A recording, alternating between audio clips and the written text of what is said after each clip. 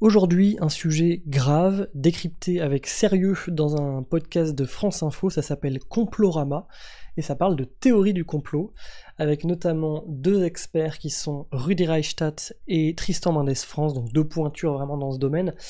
C'est hyper intéressant, les théories du complot, ça dit quelque chose quand on les analyse avec sérieux du coup, ça dit quelque chose de qui nous sommes en tant que société aujourd'hui en 2024. Il y a un aspect très médiatique, comment une théorie du complot se crée, puis se diffuse, se propage. Et il y a un aspect très sociologique. Qui sont ces personnes, ces complotistes autour de nous? Ça pourrait être nous. Alors, en l'occurrence, c'est pas moi.